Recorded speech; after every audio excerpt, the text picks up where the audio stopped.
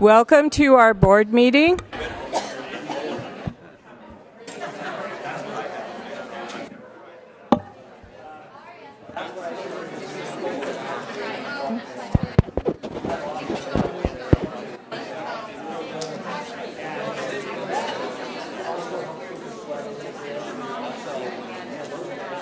Welcome to our board meeting. It's 5:30 and we are meeting on Legacy Campus in the boardroom.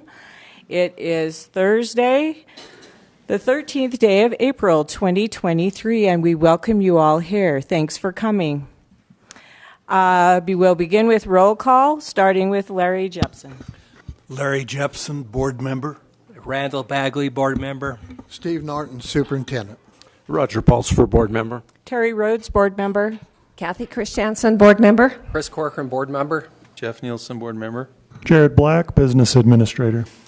Thank you all for being here. Our pledge and mission statement will be presented by Chris Corcoran. Please rise.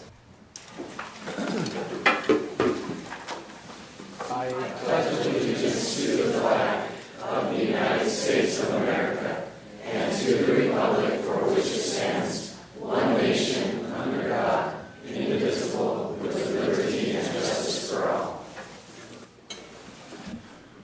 Our mission is to educate students for success in a changing world. Thanks, Chris. First up on our agenda, we have the recognition section, and we have the Ridgeline High School athletic recognitions, the girls swim team. Are they here? Awesome. Let's have the girls swim team come up. State champions.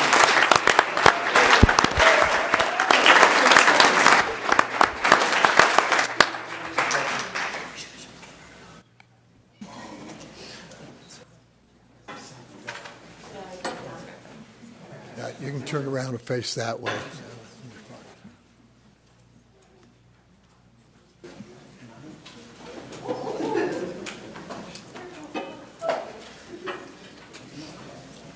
Just grab that mic. I think it's on. It's on. Okay, this is Coach Taryn McEwen and some of her swimmers, and this is a great team. Couple things that I've observed over the last 2 years. They've won back-to-back state championships in the swim, and I don't know how else to say this, but it's a 2-day swim meet, and it was literally over mathematically in the first hour of the first day. And there's really no other way to say that. And that happened both days. But one thing I appreciate, Coach McEwen is just driven to excellence, and her program represents that. And these kids, they're so dedicated. I think there's two sports where kids are in the best physical condition, and it's swimming and wrestling. And though I don't swim, I do have experience with wrestling, having coached that, and so I appreciate the physicality of the sport of swimming and the condition and the sacrifice that these kids make. She has high expectations of her athletes. These are not only great athletes, but they're great students. But she balances it with care. She loves her kids. And these guys have performed.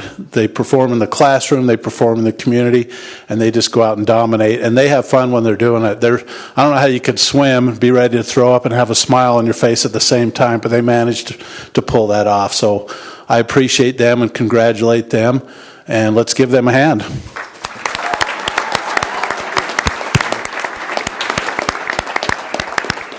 So much, Doug. One thing I just wanted to say is just a couple of stories. The first thing is I really love athletics, and I think to coach athletics you have to love and understand it, that it comes with a couple of things. One is a lot of hard work and dedication and a little bit of luck. And we've been really, really lucky that we work really hard and we do everything we can to have no regrets, and I think that they have exhibited that, my girls have. Just a couple of stories. I really love sports movies, right, girls? And my favorite one is Rocky III, and Apollo Creed is coaching him, and he wants to leave the gym, and he's saying, "I'll do it tomorrow," and Apollo yells at him, "There is no tomorrow."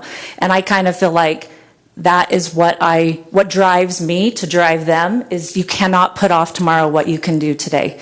So just a couple stories. This is Navy Powell. She's a senior graduating this year, and Navy holds the most records of any female athlete I've ever had, which is incredible. So of 11 possible records, she holds 6. So all three relays and 3 individuals. She's quite remarkable. So I'm going to miss her. I first met her when she was a 5th grader, and I was like, "You're the one," right? Yeah. "You're the one I've been waiting for." And so I just watched her grow up and waited, and she's given me the funnest 4 years. So thank you, Navy. So like Doug says, I do try to be fun, but I would say they would say I'm more serious than fun, don't you think? Yes. And one day we were getting close to state, and they were just messing around, not really listening to me. I was getting very aggravated. And when music stops, that means I'm not happy. So the music is stopped, and I'm unhappy, yelling and screaming, and you guys have to concentrate, and you have to be, like, everyone wants to pull you down. You are on the top. No one wants to see us win. No one. And Miss Ava Caliendo looks up at me and says, "Taryn, relax. We're not going to let you lose." And I just was like, that to me means everything, that they know what they're doing. They're well-trained, well-conditioned, and they would do everything in their power to get that win no matter what it took, even if they wanted to screw off just a little bit. But thank you, girls, for an amazing season this year, and I expect to be back here again next year, okay? For all the rest of you. Coach McEwen? Yes. Would you hand the microphone to the girls Sure. and have them tell us their names and what their specialty is? Okay, name and specialty. Kendra. Kendra Warren, freestyle and breaststroke. Holly Erickson, 500 freestyle. Adrian Schultz, 100 breaststroke. Navy Powell, 100 backstroke and 200 freestyle. And 200 IM, and 100 freestyle, and everything else. 200 IM, 200 free, all the strokes. That's Navy. Brooklyn Bischoff, 50 free and 100 free. Ava Caliendo, 100 free and 200 free. Laura Rigby, 200 free and 500 free. Sarah Miranda, 100 free and 100 back. Sarah Cook, 100 fly and 2 free. And 500 free, and 100 free. Everything. Thank you so much. Congratulations, girls. We're so proud of you.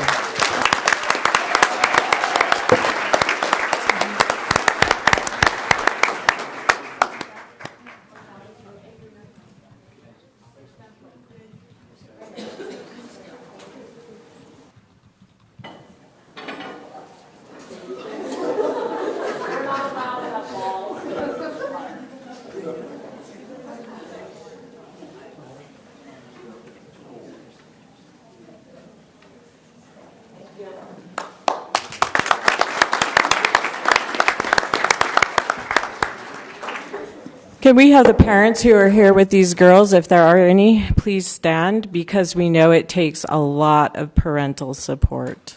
Did they step out?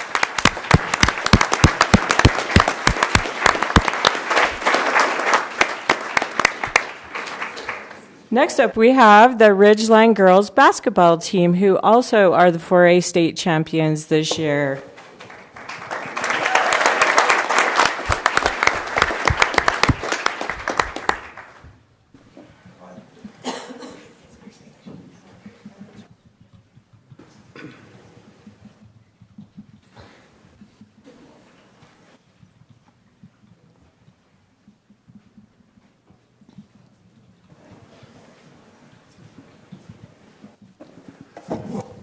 All right, another group that has just been a pleasure to watch over the last couple of years for me, and great young ladies, again, great students, great basketball players, very, very competitive.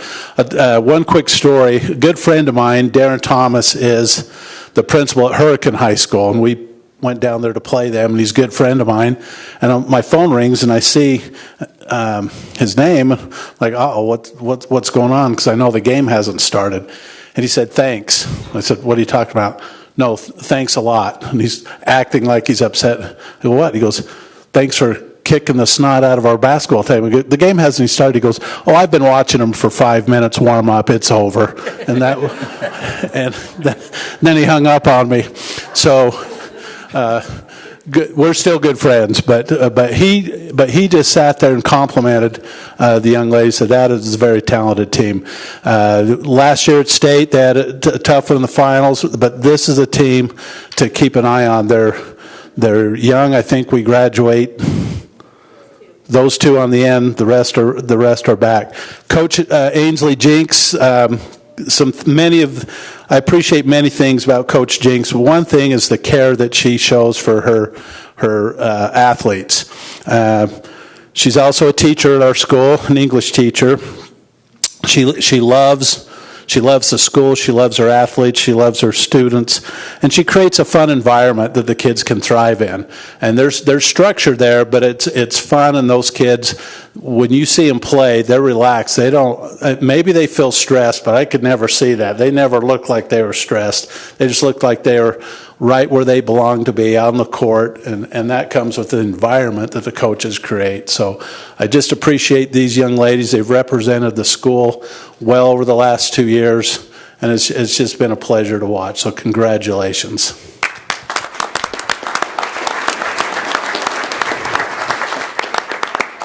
All right, I didn't realize I had to say anything, but I'll be quick. I am missing quite a few of our girls, which is because they are multi-sport athletes. A lot of them, some of them are basketball practice, softball practice, track meets. So when we're in season, these girls know they give 100%, but they all do all sorts of different things too. So we're lucky to have these guys.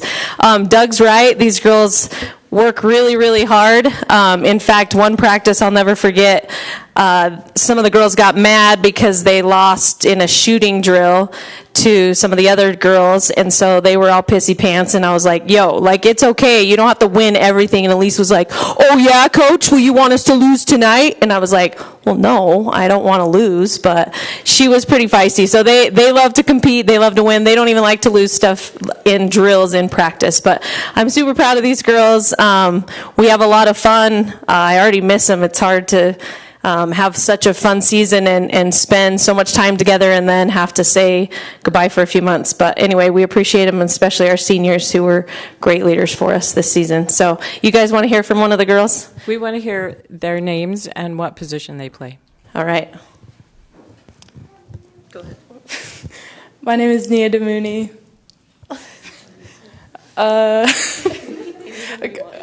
Yeah, and guard.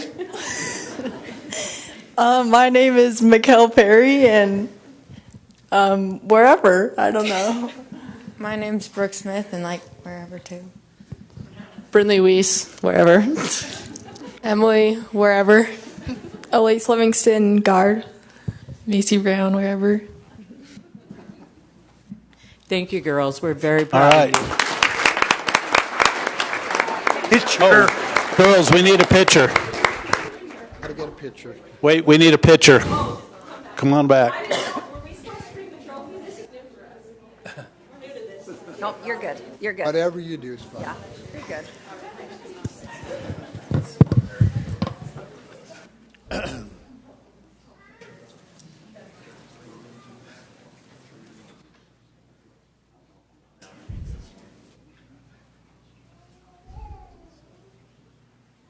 All right.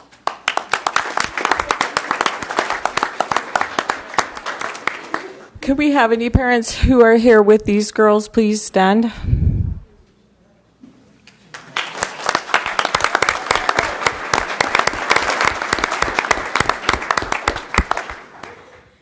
Thank you, Ridgeline. Next up, we have Skyview boys basketball, who are also the 4A state champions this year, and their coach, Kirk Hilliard, and Principal Shane.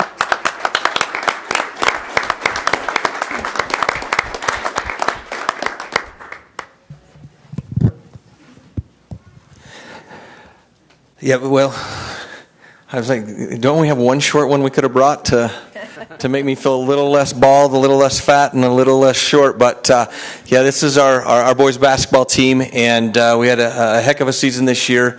Yeah, we ran through region undefeated, and then had a great state tournament and an exciting day. And just appreciate everything that these guys do in and out of the classroom.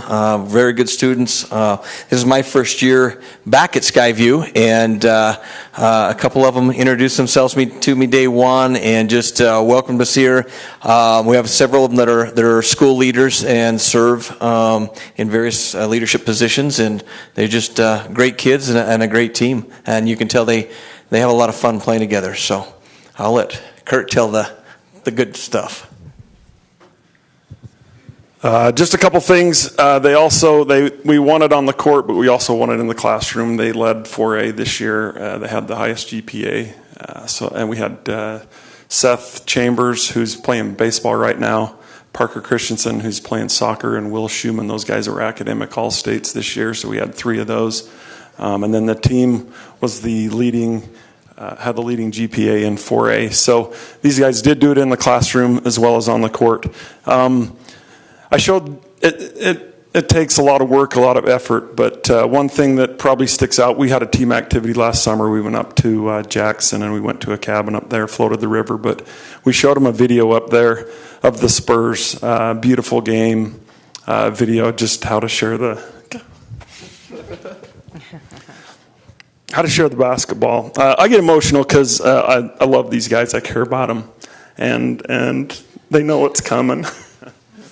But these guys had a lot of those moments this year where they shared the basketball, and it was a lot of fun to watch. And it's a lot more than a game to me, but to these guys it was fun this year. It was amazing. 23-2, 10-0 in region. I think we got outplayed in one game, and one game we didn't show up for, but that shows you got to show up and play every night. But I'm proud of these guys. They're great friends on and off the court, and it's a great experience to coach these guys. Proud of them. Thanks, Coach. Will you have them say their names and if they play positions, which one they play? Well, the game has kind of changed. We switched everything this year, so we had guards guarding centers and centers guarding guards, and so that was one thing that was really awesome this year, that they were able to do that. So if they want to say a position, I guess they can, but proud of these guys. Tanner Davis, point guard. Hayden Howe, shooting guard. Brooks Rigby, forward. Kendrick Terrell, all of them. Cole Hilliard, guard. Will Schumann, forward. Thank you, gentlemen. You represented us well. Way to go.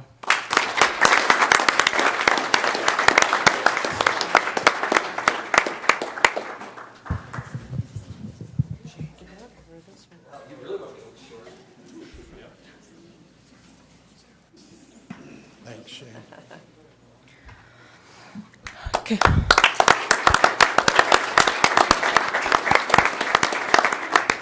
If there are any parents here with these boys, would you please stand? Okay. All right. That was a fun recognition section. Next up, we have our public input section. And if you want to stay for the business part, you're welcome to, but if you want to escape, now is the time.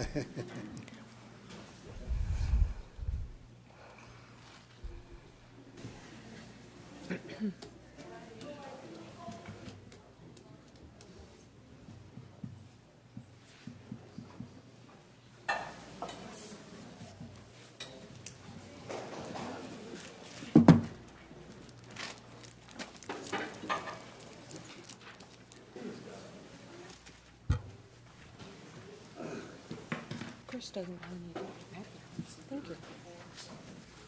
Okay. Thank you.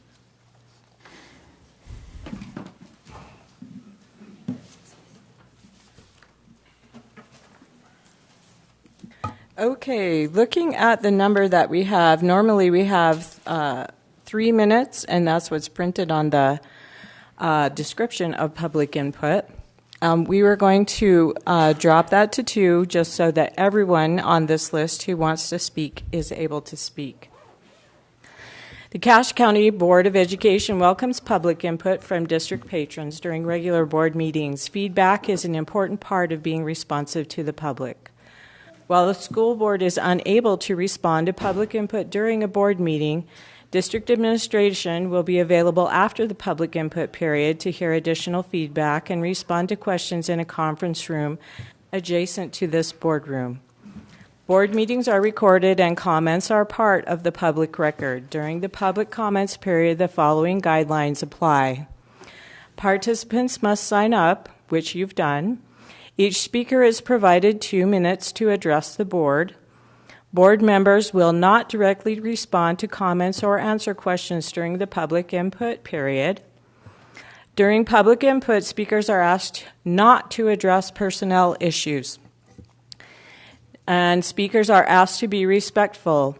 Patrons are always welcome to submit written feedback directly to the superintendent or board members. So I'm going to go down this list, and as I call your name, please come to the podium and make sure the microphone is on so that your comments can be recorded and everyone can hear. First up, we have Amy Glassett. Is that how I say that? Thank you for coming.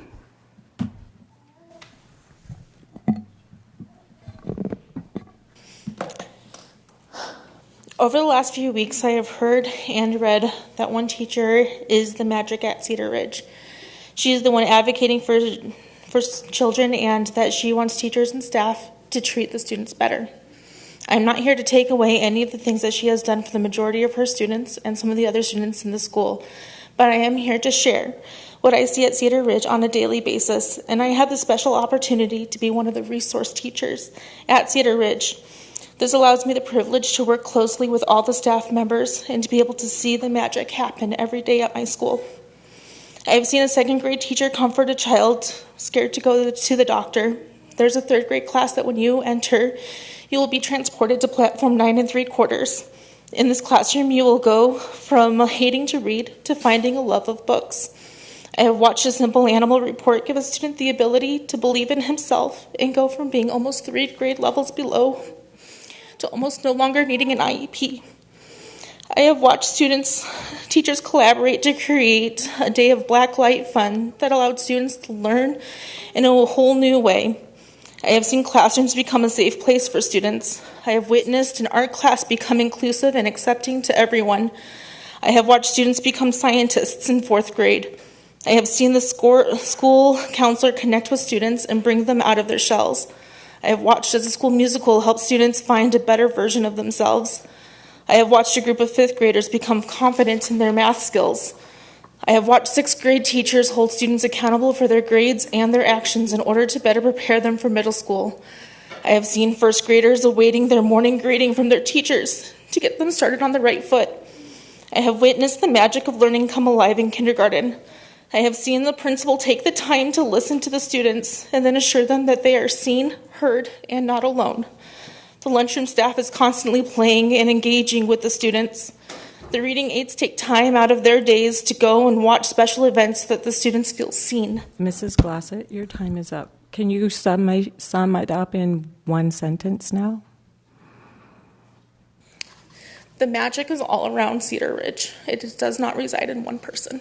Thank you very much. We appreciate you coming and know that your comments are heartfelt. Next up, we have Ashley Poole.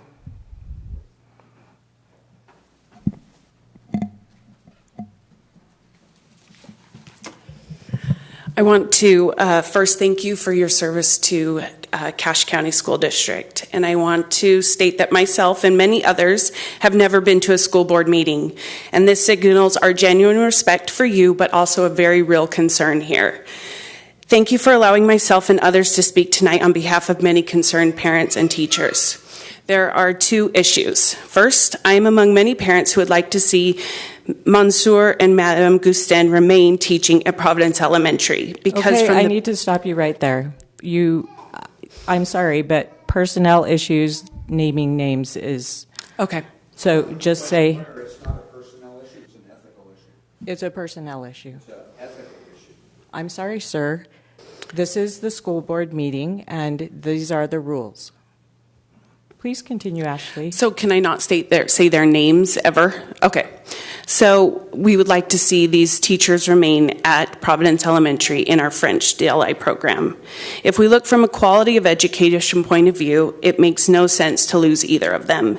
They just received glowing recommendations from both Principal Keck and Shauna Weiniger. After observing this teacher in her class, Ms. Weiniger called her a master teacher. Principal Keck gave similar reviews, stating it would be disappointing if the district decided not to keep them. The second issue, which is perhaps equally as concerning, is the underlying reason. Why is the school district not continue to support teachers like these?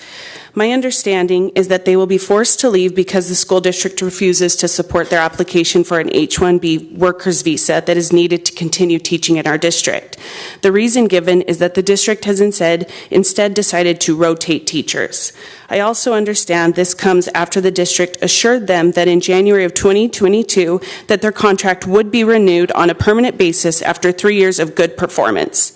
A district official said that their jobs were secure and that he would see what he could do to make their process easier following the immigration contingencies. If this is true, is the district failing to meet its commitments? They have worked diligently over the last year to meet the requirements set forth by the district. Mrs. Poole, your time is up. Can you sum it up in one sentence, please? I just wanted to say that I hope that the school district and the board will continue to retain wonderful teachers. And if we can't afford to, which was my second issue, that we could work together to help make these visa applications possible for these teachers. Thank you so much.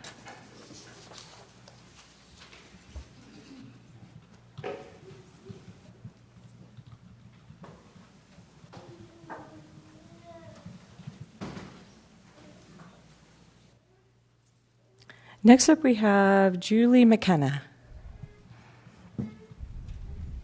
So once again, while you're walking to the podium, I'll remind you to please not name names. I'll do my best. I thought I had 3 minutes, and I didn't know I couldn't say names, but I'll do my best. Well, if you were here alone, you could have 3 minutes. Okay. 3 of my 7 children are currently in this Chinese program, and we have been blessed to have an amazing teacher for 2 of those 3. Also, 2 of our children are adopted from China, and due to the trauma that our older daughter had experienced in China, she wanted nothing to do with her culture or her language, and definitely not the DLI program. I reached out to a Chinese teacher who invited us to come to her classroom so that our daughter could observe. We spent a mere 30 minutes inside her classroom, and my daughter's fear turned to pure excitement. It's truly hard to put into words what happens in this teacher's classroom, but it's nothing short of magical. After the school year started, things were hard for my daughter. She had a cleft lip and palate with a speech delay. She struggled to feel accepted. I reached out to this teacher, and she went above and beyond and took it upon herself to go out during recess and gather the entire class and play games with all of them to help build unity and acceptance. This teacher laid the foundation for this program and did an incredible job. This teacher's talents, gifts, and passion would simply not reach their potential in any other school or program. She is a gift beyond words, and I encourage you to intercede and make this right. We teach our children conflict resolution every single day. Shouldn't we show them that we know how to do the same? In closing, I just want to read a quote from this teacher. She didn't know I was going to read it, but it shows what kind of teacher she is. She said, "I think these are some of the most amazing children our world has ever seen. They are smart, critical thinkers, problem solvers, and I see so many leaders in this little group I have. My little Chinese classroom is full of presidents, CEOs, scientists, doctors, and engineers. These kids these days are faster paced, so as a teacher, you have to keep things interesting and moving, and you have to know how to manage and work with different personalities. It's not a one-box-fits-all mentality anymore in classrooms. It's more of a let's create a box just for you so you can become all that you were meant to be.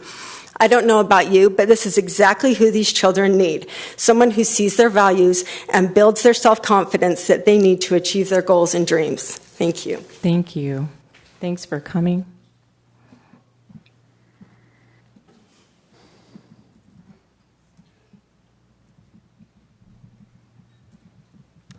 Next up, we have Todd Griffith.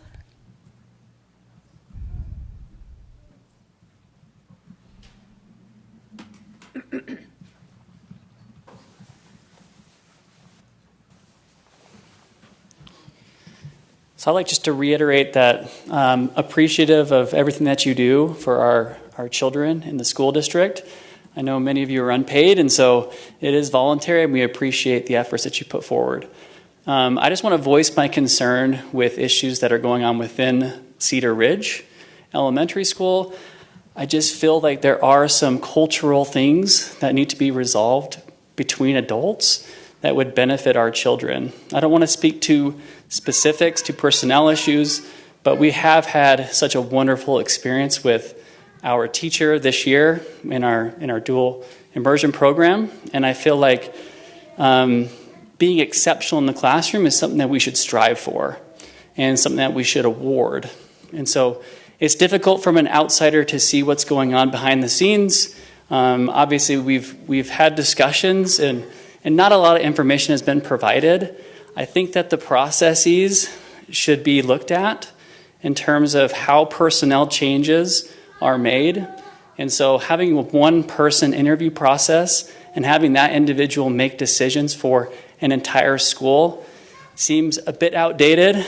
I think that a committee-based approach would be a much better solution to this issue. So you don't have at least just one person making these decisions. And so these are the types of things that I think that you should really consider at least looking into, changing. I know at certain places you have both a principal and a vice principal, but there are schools that only have a principal. And so you might think about having subcommittees to oversee these types of processes.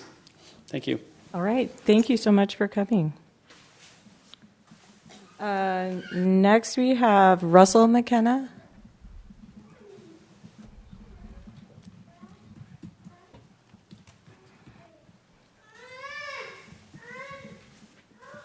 Hey, thank you again.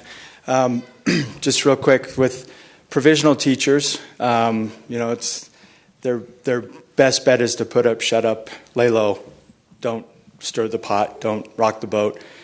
And so as the school board and working with superintendent and the assistants, it would be in the best interest of the taxpayers, the voters, the people that are interested in the actual people that are in the classroom to somehow be able to maintain some excellence. I realize there's always two sides to the story, but maintain some excellence in the classroom. And when a teacher is asked to come and teach and,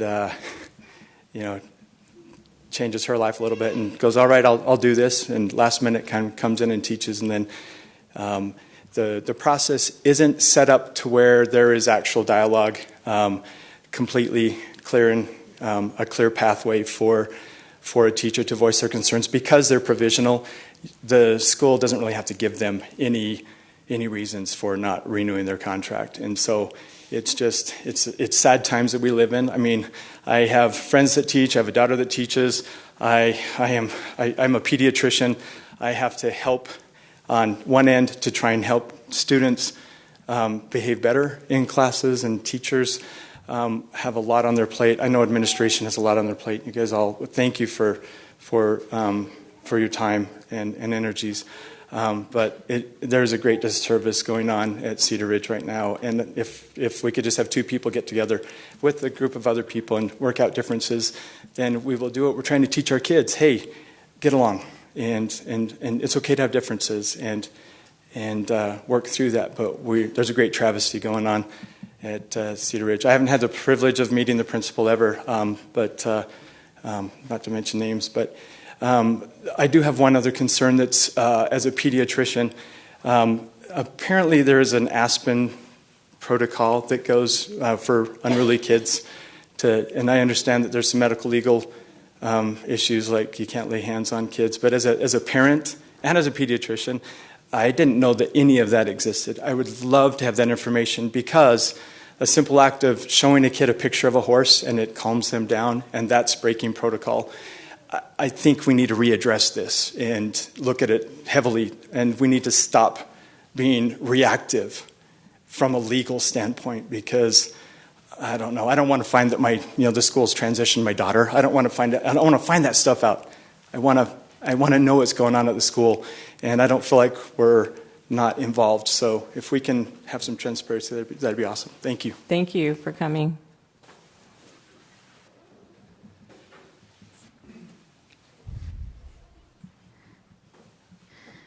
Next, we have Marty Lauer.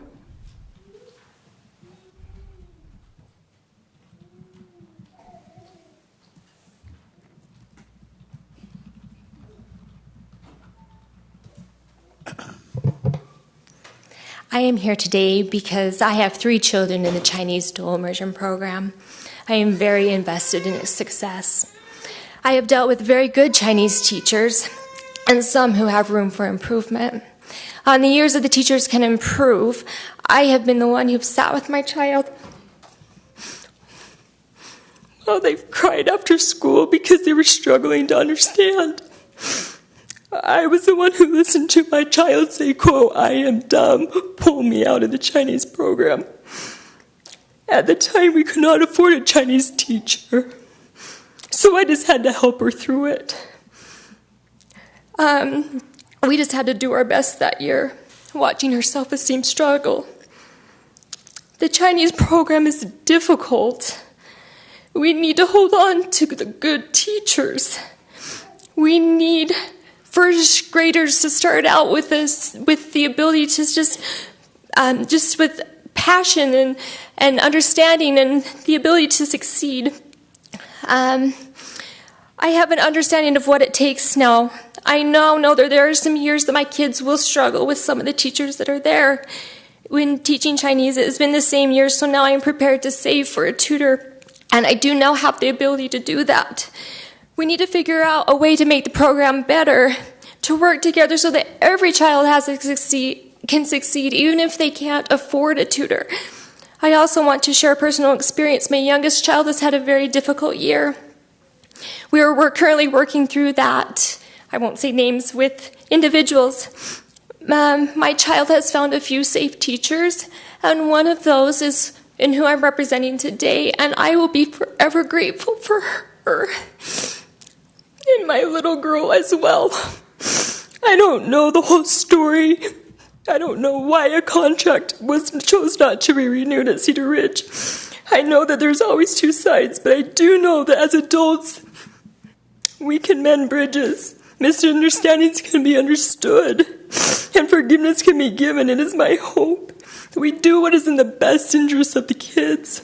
Mrs. Lauer, your time is up. Do you want to sum it up in one sentence?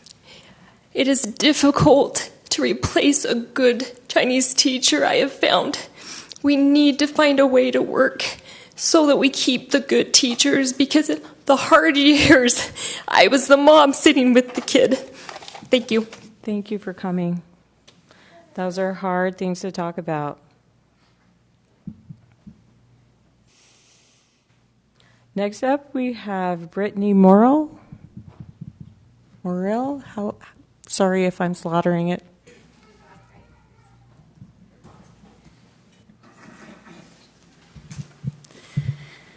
I feel compelled to express my concern for a decision regarding the first grade DLI teacher's position in the program at Cedar Ridge. As a parent of a child in this teacher's class, and as a former first grade teacher myself, I wanted to add our experience to the conversation. My son has excelled under the care of this teacher. Our experience has been everything you hope for, especially for young students making the transition to first grade. I have never doubted that my child feels empowered and safe to learn in this classroom, which is of utmost importance in an immersion program. I have heard from other parents that the first year of the program is the hardest, and to expect discouragement and even some resistance from your child. This has not been our experience at all. My son loves speaking and writing Chinese, and his improvement in so short of a time has been astounding. To our delight and relief, we have only experienced his enthusiasm and pride in his accomplishments. I feel this is due to this teacher's commitment to creating an environment for language learners to thrive, as well as her commitment to this program and the success of her students. This teacher's passion for the language and the culture is now theirs. Beyond that, and more importantly, my son also feels loved and cared for by his first grade teacher. He is known personally, and his teacher has gone above and beyond to differentiate instruction based on his needs. To know my My child's teacher fiercely advocates for the best interests of the students is invaluable to me. It is also evident this classroom is a place of kindness, respect, and incredible growth and learning. My child's confidence has soared, and he feels valued. As a parent, this is priceless. Our children need teachers who make them feel seen. This teacher is that, and so much more. Her departure from Cedar Ridge will be a huge loss, and I hope you'll reconsider. Thank you. Thank you for coming.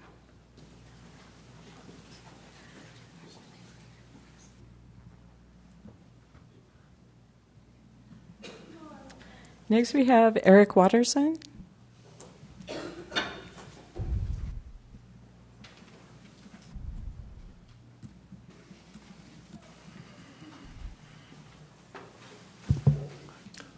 各位领导人，我感谢你所做的服务，也感谢你们为我们做的一切。我也诚恳地要求你运用这个机会多多了解。My name is Eric Watterson. I'm a father of 4 children in the dual immersion program with 1 on the way that I sincerely hope has the opportunity to participate in this. I sincerely thank you for bringing the dual immersion program to this county. My children love it, I love it, and I thank you for advocating for it and for creating an opportunity for our children to learn. I'm also a member of a local Chinese congregation that I've led and been part of for the past 11 years. And as such, I've had the chance to interact with many of the teachers and many of the students who have been in this program. I would invite you to consider an opportunity to improve. Many of the teachers who are here on provisional status are afraid to communicate things that would cause them to be fired from their job. The people that harms are the children, my children. If they communicate something that would disrupt their perception with a principal or another administrator, they will lose their job and in many cases will not be able to stay in this country. That affects them in ways that cause them to choose not to do things that would improve the classroom environment or to help children. I plead with you to use the power that you have to change that. I am an advocate of the Cass County School District. I love what you do, and I am sincerely thankful for those who have taught me who are in this room and for those who teach my children. And I hope you take the opportunity to continue something that is special. We need to find a way to recruit and retain Chinese dual immersion teachers that are like the first grade teacher at Cedar Ridge Elementary. Thank you. Thank you so much.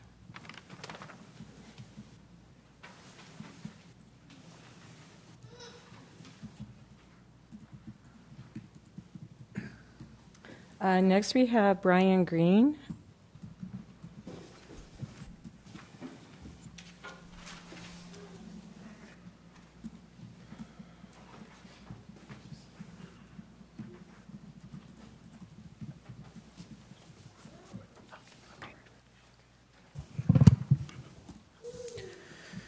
In 2013, the Cache Valley School District made a decision to implement the dual immersion language in this county. The teacher that was hired spent 2 years of her life giving to those kids to give them an opportunity to learn Chinese. After having a family, the Cache County School District and the leaders in that district recruited her to come back. She did not have plans to teach. She has family and she has 3 kids. But because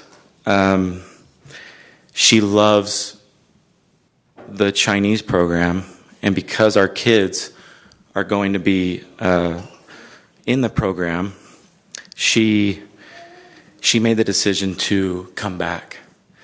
And the question I ask is, why was this teacher hired in the beginning to implement Chinese? And why was this teacher recruited again to teach Chinese again? And your mission statement suggests that our mission is to educate students for success in a changing world. And the existing teacher believes that the children can change the world at a young age. And she believes that children that know Chinese can change the world in a bigger way. Her attributes are love, knowledge, and she has a wonderful work ethic. She also is a problem solver. And I believe in their mission statement it says that you want to have a culture where students and staff feel appreciated and respected. And in her efforts to improve that and to align with your vision, there has been an issue that brings us here today. In my closing statements, I want to refer to the district vision of 2022-2023, and it says, "We believe in the power of explicit instruction supported by validated instructional strategies and effective assessment and data-based decision-making." I plead with you that you use data to prove or to help you make decisions. There are 200 parents here today that are up close to 300 parents that signed a petition, and only 12% of the students that took the ACT from this teacher's first time teaching. Mr. Green, your time is up. Can you sum it up in one sentence? I plead with you that you reconsider using data and using both sides of the story to keep this teacher at Cedar Ridge next year. Thank you for coming.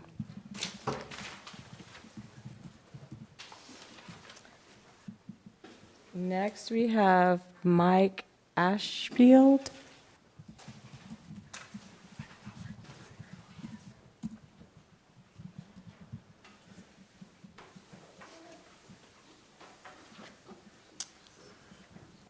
Hi, I want to start by saying thank you again, and to reiterate many of the comments that have been made. Just expressing humility, realizing that we as parents don't know everything that's going on. I wanted to speak to the same kind of issue, but address the issue as it relates to teachers at Providence Elementary. I'm a new faculty member at Utah State, and I'm an immigrant from Canada, so I'm fortunate to have the university's support for an H-1B and the assurance of the university's support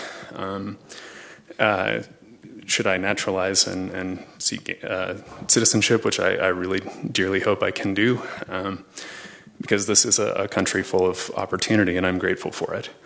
I also, because of that experience, have a sense of the kind of sacrifice that many of our dual language immersion teachers have had to go in, leaving family, moving their families here. Many of them have children, making life-altering decisions, and once here, making decisions based on assurances they've received from their superiors, having done everything that they can do to be responsible and make those decisions in an informed way.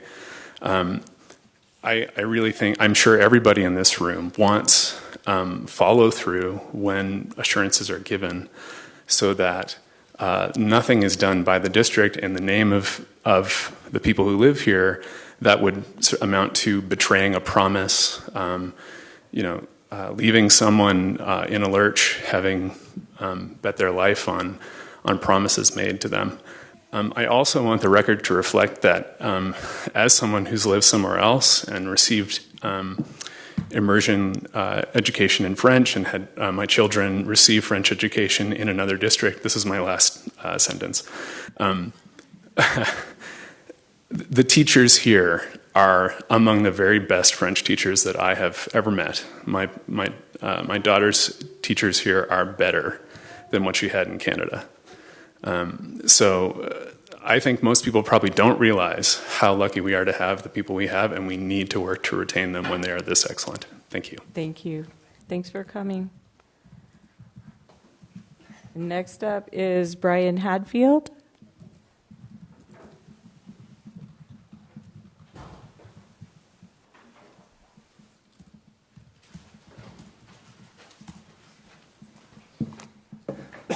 Hello, members of the board. Again, thank you for all your service you do for our community. As said, my name is Brian Hadfield. I have two children at Cedar Ridge Elementary School. One is in the Chinese dual language program. With this child, we had kind of struggled to get him to enjoy going to school during kindergarten, so we were obviously very concerned about the next year, kindergarten being a half day, first grade being full day, and then we decided to do the Chinese dual language for some reason. So obviously our concern was amplified. We found out who the teacher was going to be and heard nothing but the best from everybody around us, and it put us at ease. And then to come to find out as the year went on that he just excelled. He loved it every day. He loved going there. The days that he didn't want to, the teacher would reach out, send text messages to my wife, and let him know that he was wanted. We've never had an experience like that before. We attribute that to this teacher, that he was able to do so well. Having teachers like that at school make all the difference for people. I myself, being an anesthesiologist, have had a decent amount of experience being in school. I'm a 24th grader, if you will. I have had just about every flavor or type of teacher that you could imagine along the way. And mentors like this teacher are extremely hard to find and can make such a difference in people's lives. I look back on those who were like that in my life, and I am extremely grateful for them and the impact they've had on my life and my career. If only we could have all teachers like this teacher and imagine the potential that our youth could be, the potential that they could tap into, the careers, the influence they could have in our community in the future. I think I feel a strong urge to keep this teacher at Cedar Ridge because I know that that's the case. I know that they have that potential, and finding someone that can help them tap into that is really important. And I think that we need to do what we can, whatever we need to do, whatever it is, to keep her there. I think that her influence is very needed in our society, in our community, and in this school. Thank you. Thank you. Thanks for coming.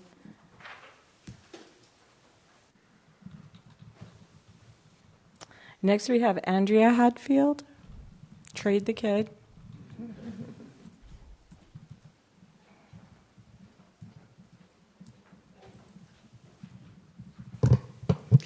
Members of the board, on January 6th of this year in Virginia at Rich Neck Elementary School, after multiple ignored attempts to receive support and after many ignored calls for help and intervention to the principal and vice principal, teacher Abigail Werner was shot through the hand and into her chest by one of her first grade students in class. Thankfully, Mrs. Werner survived and nobody else was harmed during this incident. However, there is currently an ongoing $40 million lawsuit against the vice principal, principal, and superintendent for negligence.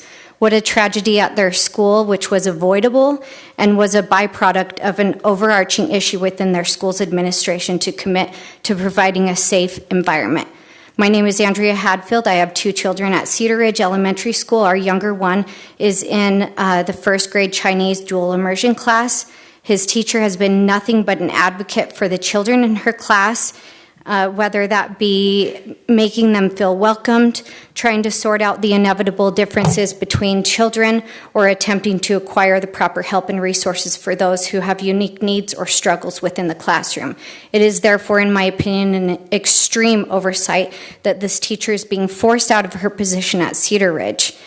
How is it okay that the district is okay with losing such a valuable asset to the school without any real reason? We know it isn't anything worthy of termination, or else she would not have been offered a position at another school within the district.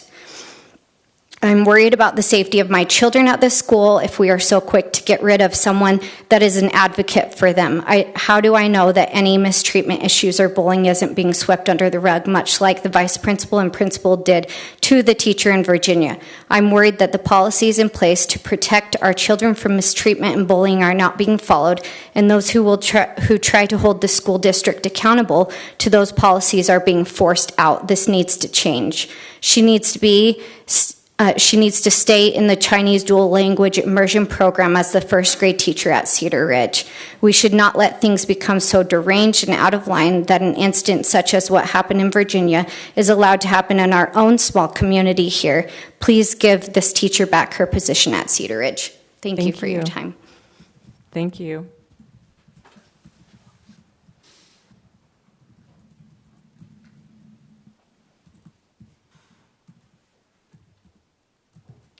Next, we have Sydney Christiansen.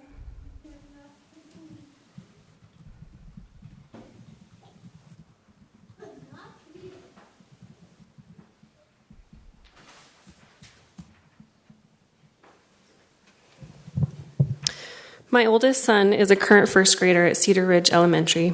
Like I'm sure many parents are, I was nervous with the idea of enrolling my son in the dual immersion program. I talked with everyone I could about their experience with the program in order to make the best decision I could, but in the end, left the choice up to my son. Since the beginning of the school year, my whole outlook on the program has changed, and honestly, my outlook on public school as well. My son has flourished, constantly telling me how Chinese is his favorite part of the day. I have had over 4 years of classes in a foreign language, including one at the college level, and I can honestly say that he is almost more proficient with a more difficult language than I was after all that time. He loves to share what he has learned at home, even though I have no ability to retain what he teaches me, and multiple times has told his younger brother that maybe he'll be lucky one day and have a teacher like his as his first grade teacher as well. I know that this is because of his teacher's incredible talents as a Chinese teacher. She cares so deeply for her students. At one point in time, my son was injured by another student. She was the one who reached out to me to explain what happened so that I could make sure my son was all right and use the experience to help him learn life lessons. She is always doing her best to teach her students how to care for and treat everyone with kindness. At parent-teacher conferences, this teacher is always well prepared. She is knowledgeable about my son and how he's doing. My husband and I were at soccer practice with my son a month or more ago and saw her there with her son. We were talking and she brought up a poem that my son had written at school in Chinese and then actually pulled out her phone because she had taken a picture of it because she was so impressed. Absolutely, that is the kind of teacher I want for my children. She sent pictures home of the fun activities they do, put together a project making get well cards when my son had a tonsillectomy and was home from school for multiple days. So many examples of her caring and kindness that stretch to many friends and neighbors. I can't pretend to know everything that has happened between the administration at school, but never once have I heard a negative thing regarding this teacher. Even having a good friend who chose to move her child out of the dual immersion program. Mrs. Christiansen, your time is up. Can you sum it up in one sentence, please? I hope to see changes going forward. I would love, I think the policy of having solely the principal in charge of teacher evaluations requires correcting, and I also think there needs to be a better way of attaining parent feedback regarding teacher performance throughout the school year. Normally my voice is a very quiet one, but I felt like this one I needed to speak up, so thank you for your time. Thank you. Next we have Diane Weiss.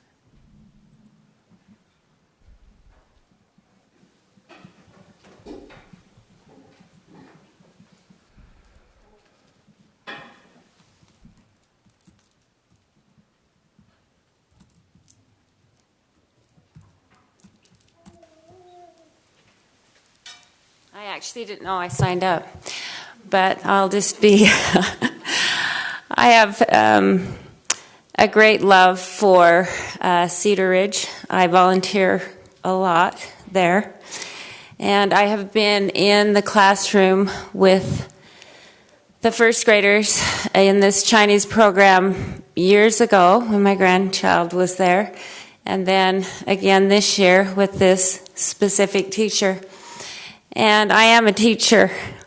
There's nothing greater than teaching. And from personal experience, when this is taken away, it's very difficult, especially when you're trying with all of your might to love the children. I would just hope today that people here would think about the children and about the love and the creativity and the knowledge of this teacher in her language, and maybe resolve some of these conflicts that are in the school. And I know there are a lot of different personalities, but things can be worked out and made right. Thank you for coming. Next we have Dr. Frank Ascione. Did I say that right? Ascione.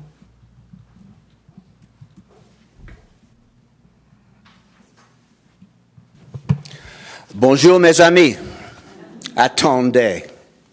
I'm an emeritus professor of psychology at Utah State University and also an emeritus professor of social work at the University of Denver. And I thought that I was coming this evening to address an isolated incident of concerning and unethical behavior within the district, but from observing the presentations made by others, it appears to me that you have endemic problems related to the treatment of transition teachers in your district. The particular case that I want to address without mentioning names involves transitional teachers who were encouraged to complete the process for applying for an H-1B visa for continuation of their employment. These individuals completed all of the requirements in sterling fashion, as was suggested by the HR department of your organization. Their performance evaluations are sterling, and in any other academic institution, they probably would be worthy of tenure.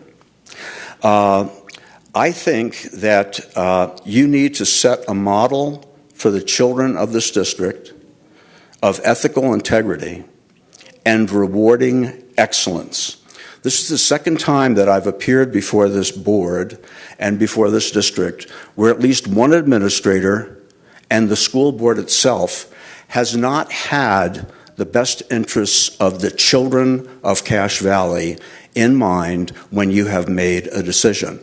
This might be another example of that, and I would encourage you to think very strongly about how your behavior will affect, how your decision will affect the children and families in this valley. I hope that this is something you will consider, and I know you'll be asked to sum up now in one sentence. So I think my sentence would be, the rationale given for not continuing certain transitional DLI teachers is that the district would like to, quote, have rotation of DLI teachers. My suggestion is that perhaps rotation of DLI administrators is in order. Thank you. Thank you very much.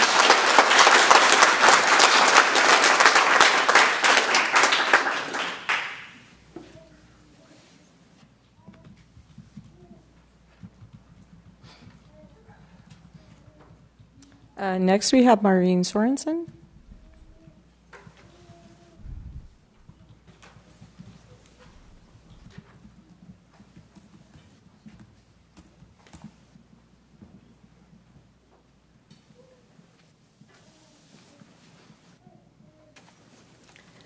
So I'm a reading aide at Cedar Ridge Elementary, and when the paper came around, I should have read it because I was sitting next to Diane and we thought it was a roll we were signing. So since my name was on there and I'm called up, I'm going to just say a few things. I want everyone to know that at Cedar Ridge Elementary, we have amazing teachers and we have an absolutely incredible administration. And I want them all to know how much I appreciate their efforts. I've had kids that have gone to school. I've been actually involved in the Cache County School District for 35 years, and I've watched principals come and go. I've actually worked in 4 different schools. One is just a substitute in our district, and I want everyone to know, I know there's a lot of apprehension of your kids being safe or being bullied at the school.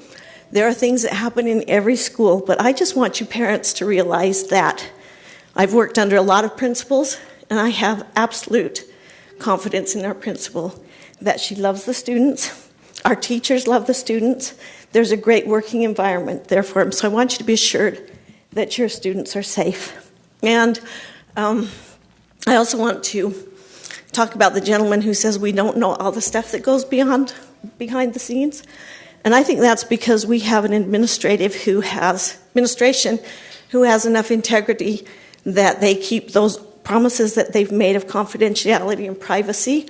And so it's hard for people to know everything that goes on. I don't know everything that goes on. All I know is that I want everyone to know that Cedar Ridge is a safe place for your kids to be, that we have awesome teachers, we have awesome administration, and it is a privilege for me to work there. And I got out early so somebody else can take 12 extra seconds. Thank you, Maureen. We appreciate you coming. Next, we have Christopher Sagers.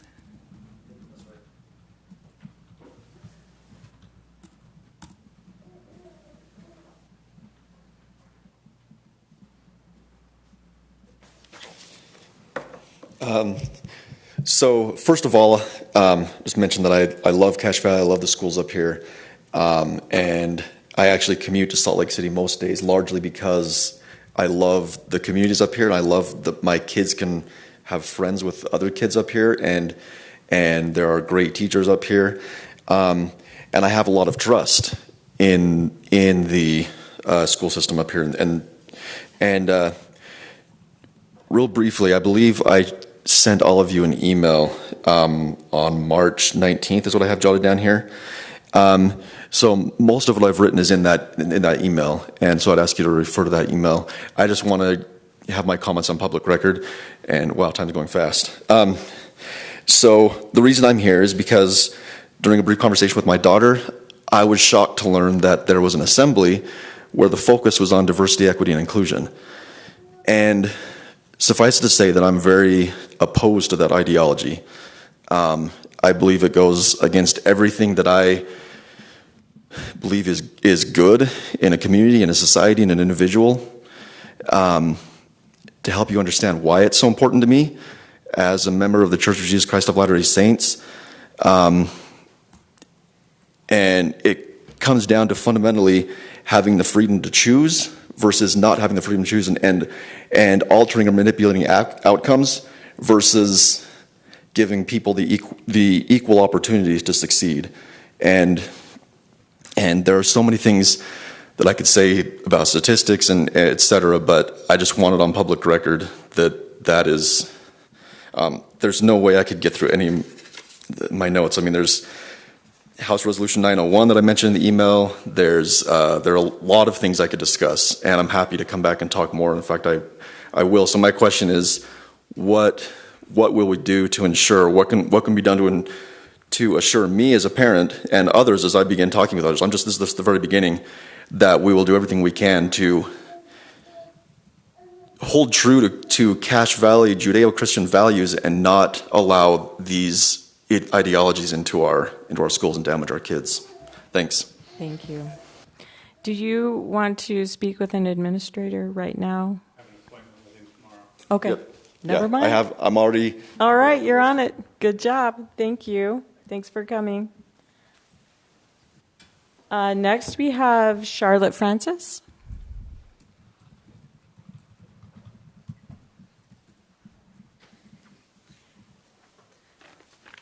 Take the extra 13 seconds if they haven't been claimed. But I'm the mother of 7 children. 4 of my kids have been blessed to be in the Chinese dual language immersion program. I forwarded you guys all an email, my emails earlier this week that I sent to the administration on my thoughts on this topic. 2 of my kids, my son was in the first year that went through the dual language immersion program, and I was just ecstatic to hear that teacher that taught my son that we loved so much, who was such a phenomenal teacher, was coming back this year and going to be teaching my first grader this year. So our caboose is getting taught by this wonderful teacher that we love so much. And because of it, he loves Chinese and he loves going to school, and he's loved by his teacher. With permission and without sharing names, I'd like to read a letter of recommendation that was written by for this teacher by a former principal that she worked under. To whom it may concern, it's a pleasure to write this letter of recommendation for this teacher. She took on the task of being the first dual language teacher at North Park Elementary. I attribute much of the success of the program to her. I enjoyed working with her for the 2 years she was with us. Her dedication and passion for teaching and learning was phenomenal. She worked tirelessly to ensure her students would thrive in a positive and engaging learning environment. She was always seeking opportunities to learn from her colleagues and to share ideas and best practices with them. Being successful was a high priority. She was competent and completed tasks quickly. She always went above and beyond what was asked of her when completing any project. She was creative and had the ability to think through situations in order to find excellent solutions. She was compassionate, which is an important quality every teacher must possess. Every student knew that she cared about them and wanted to help them be successful. Every student knows that from this teacher. She took the time to visit with each student daily. She constantly looked for the good in every situation and encouraged her students to do the same. She instilled in them the desire to be the best they could be. Her students and parents knew she was approachable and would listen to any concerns they might have. They loved and respected her. Students love her. Mrs. Francis, your time is up. So sum it up in one sentence, please. Okay. This letter ends with, I would definitely hire her again if given the opportunity. I am distressed to hear that this teacher was not even told in advance by the principal or any administrator that her contract was in jeopardy, not until she was told that her contract was not being renewed. To me, that shows that there is not a process in place that an administrator must express concerns and give a period of time for any change that is required. We love this teacher. The first grade position in any dual language immersion program is so important. It is so important. We would love to see her back at Cedar Ridge now and always. Thank you. Thank you.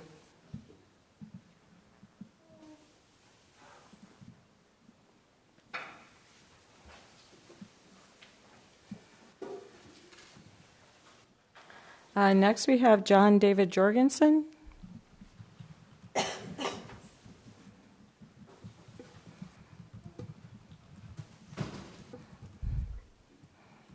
Hi. So I have a daughter in first grade in the DLI program at Cedar Ridge, and a son that's entering kindergarten next year. It's been a difficult transition into a new school, and certainly a new language for half of the day. And my daughter's teacher made the transition much better for not only my daughter, but my wife and I, and helping us know what's going on. She's incredibly attentive to every detail of an aspect of a child's education. Last year, during the school board elections, I was part of a group that invited some of you to come speak with us, and both board member Roger Pulsifer and board member Bagley came and spoke with us. And thanks for coming again. One of the things that I remember that you had said, I believe, is that it's very difficult to get parents to say they want to be involved, but it's difficult because they say it and then often they don't show up or it's not sustained. And my daughter's teacher has been incredible to make that happen in my experience. She has made it easy and exciting to be involved. I've been able to go and read in the classroom in Chinese. My wife's been able to go and be involved, and from what I understand, many other parents have as well. And I think that that's very critical to a child's education. It can help a lot, and I think you would all agree that more parental involvement is helpful there. I know I don't have a lot of time left, but one thing I want to say as well is that, so you're all familiar with this, but Utah law provides that parents retain the fundamental right and duty to exercise primary control over the care, supervision, upbringing, and education of their children. There is a rebuttable presumption that a parent's decisions are in the child's best interests. And so with thinking about that, obviously parents aren't there as principals making decisions about staff, but I think given that the issues that we've heard about today, I would like to agree with those who have said it would be much better for a committee, a group, and I think that perhaps involves parents that help give the review of teachers that their students, that their children are in those classrooms, and that I think would help create a better, more fair process, and also help to have parents involved. So thank you very much. Thank you for coming.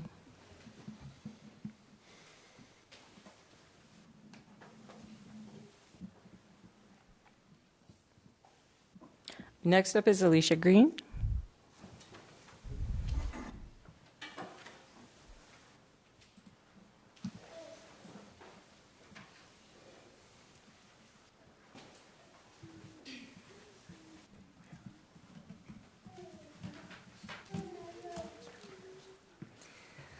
Well, Mr. Pulsifer, you're part of the reason we're all here. He was my 6th grade teacher and truly an inspiration to me to become a teacher. I am Alicia Green. Cache County School District. We are examples of how to interact with each other, especially when we have differences of opinion.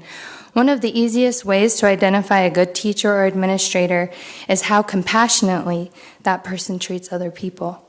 As members of CCSD, we need to aim to build, lift, and encourage and inspire, no matter how difficult the situation. If we disagree with a situation, we can seek to build bridges of understanding, but it will require much more of us than simply casting that person away.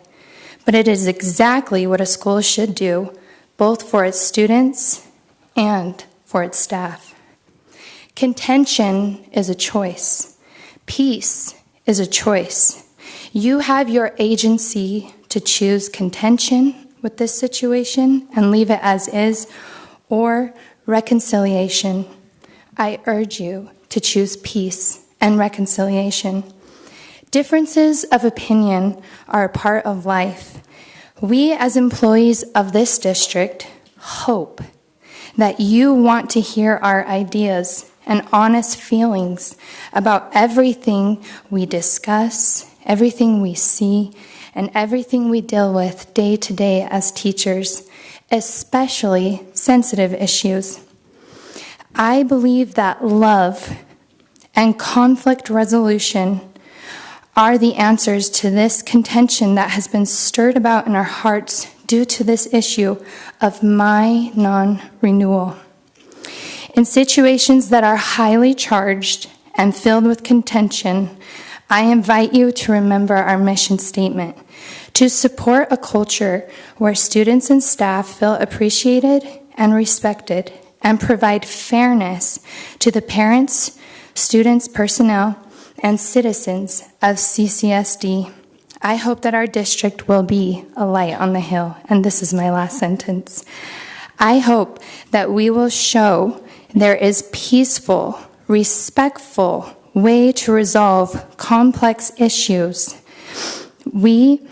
And work them out disagreements rather than merely casting someone out who has a differing opinion about how children should be treated fairly in a school. Thank you. Thank you for coming.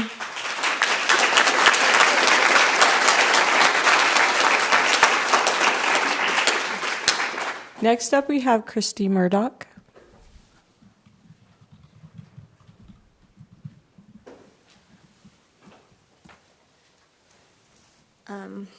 This is not even an issue I came here wanting to talk about, but someone else brought this up. But personally, from someone who was born and raised in this valley, I am very happy to hear that there finally are assemblies on diversity, and it doesn't hurt anyone to learn how to love and be kind to those different than us. So just putting that out there. I am a mother of 3 children that go to Cedar Ridge, all of which have been in the DLI program. I have kind of a unique perspective, whereas my second child has some special needs, and so I was able to be her aide, and I was able to go into many classes and see the different ways all the teachers taught and how they treated the students and all the administration. And 2 of my children, my oldest and my youngest, have had the teacher that a lot of us have been discussing today. And we share many of the same viewpoints and concerns that have been going on there, some of which I couldn't get anyone to listen to, so I actually had them written into my child's IEP, as far as like longer lunch periods go and things like that, because my child was unable to finish lunch and things like that. So I hit so many brick walls trying to get help with certain things like that. But also saying I love so many of the teachers at Cedar Ridge. They've been amazing. They gave my child so much help, but they need help as well. The reason why I had to be my child's aide is because there are no resources. They are so exhausted. There are so many kids with special needs nowadays, and there are no one there to help them. There are not enough aides. There's not enough resources. Like, I was paying for an aide to go to school with my child for a long time until I couldn't afford it anymore. So then I started to go with her. And that should not be a problem. Like, our kids should be able to receive the help they need at the school. And the teachers are doing everything they can for those kids. But who's there to help the teachers? And that's my concern. So thank you. Thanks for coming. Next we have Genesis Seeley. Sorry if I slaughtered that.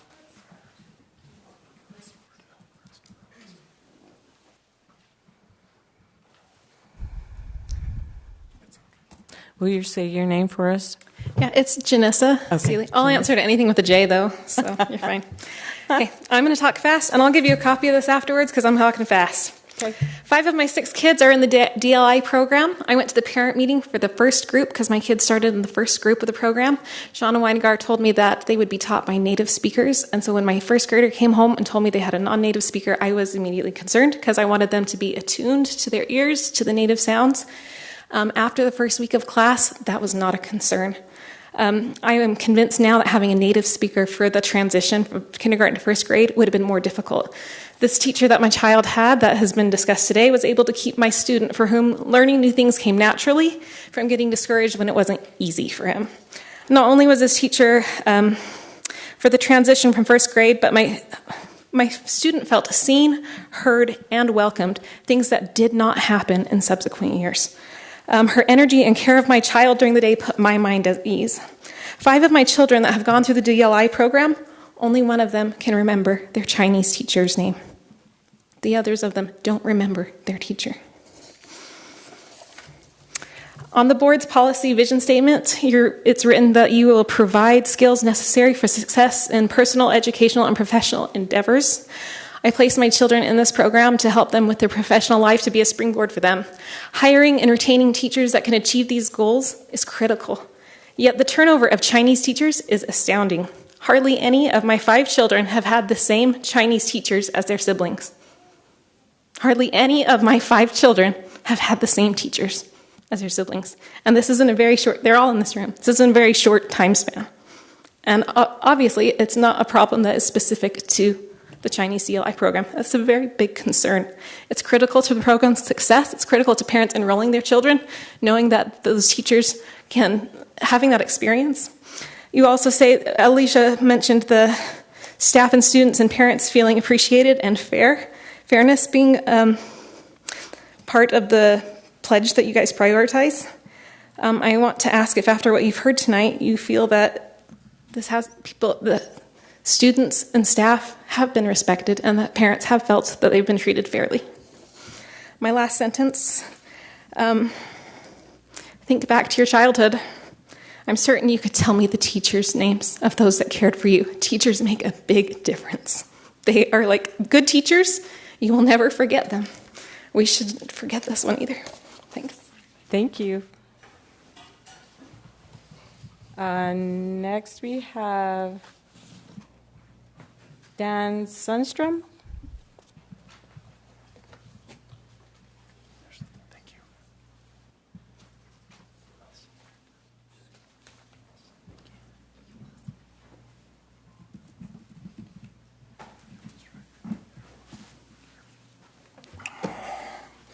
First off, I want to thank all you guys for all you do. There's a lot of things that you guys do that we don't see on a daily basis. I'm here. I want to share a couple just things I've come to learn that meant a lot to me in my life. One of them was, I call it the 6 Ps.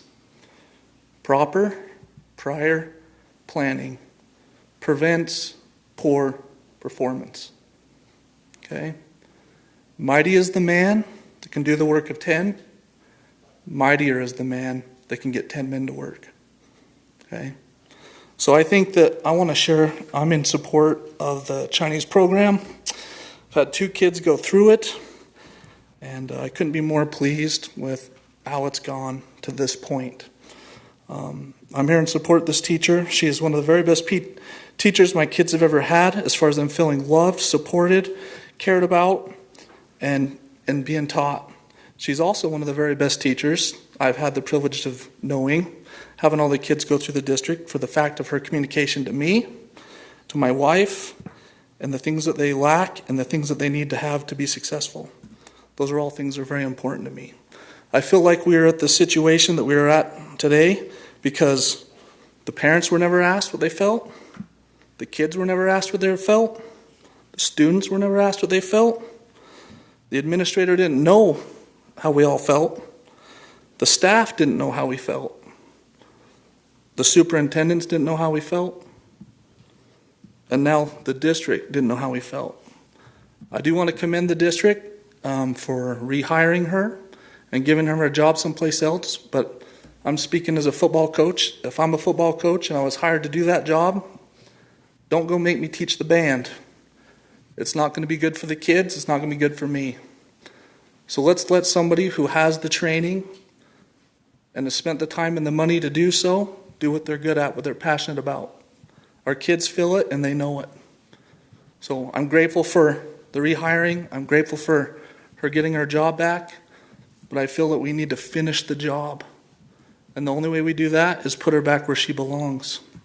And we teach our administrators and other people how to have the resources and the guidance to make good decisions involving all those people involved. I thank you for your time. Okay. Thank you.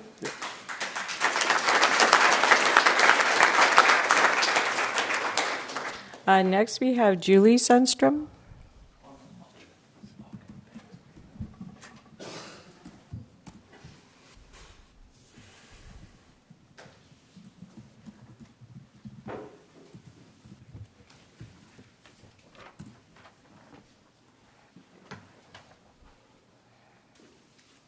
I was just going to have him take it for both of us today just because we've had some family stuff going on this week.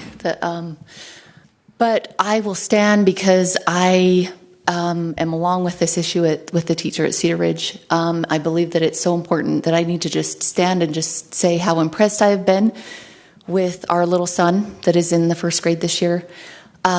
She is professional. She's loving. She's patient. She gives fantastic parent-teacher conferences. I feel like the communication is invaluable. I know exactly where my son is and what they're doing because kids come home with their backpacks and papers or everywhere and whatever, but she sends weekly happenings that I know exactly where everything is.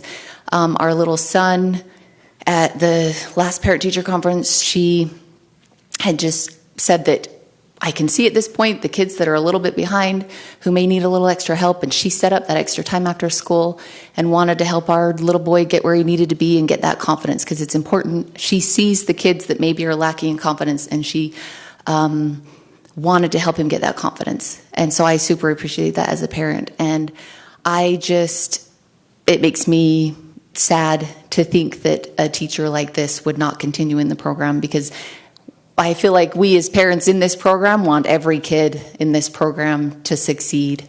And when we've all had a teacher like this, it's important to keep them. Thank you. Thank you. Next we have Kelly Watterson.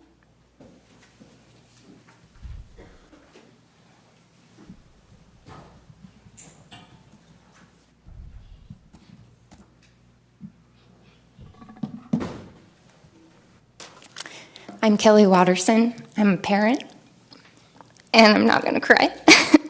I'm related to the other crier. Anyways, I come today because all of us are human. We all make mistakes, and we're here in this room because a child made a mistake. We're here in this room because a teacher made a mistake. We're here in this room because a parent, as I left the district office today, made a mistake. The district has made a mistake. These children are in danger. And because one teacher roars and another remains silent, silent is violent. The principal made a mistake to not seek help and support from the district. As a parent, that's concerning. That if there's a roar that loud and we're not getting a district involved, what are we doing? Right? If we have a teacher that is so worried about keeping their job that they're just going to remain quiet, it's violent. And when a district knows that they came in too late for a good teacher, I hope that we realize that there's time to make it right. If we choose to move this teacher to a different location and hope to bring her back in a couple years when she doesn't roar, then do you know what happens? We give a bad foundation to 60 children. 60 children. Foundations matter. I've invested so much in this program, in this school district. We can do better. We've all made mistakes. She was mad because a child made a mistake and was called out. So because some are silent, some roar, some come too late, we need to realize we've all made a mistake and we can change. And we have that choice. We can do better. We can give boundaries, and we can say, stay in the boundary, make change. Thank you.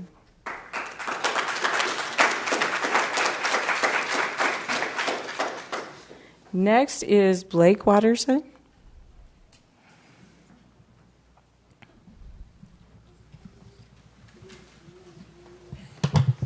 Thank you, everybody, for being here. I have, we'll give this to the minutes. There's 289 parents. If you want parent involvement, we have it.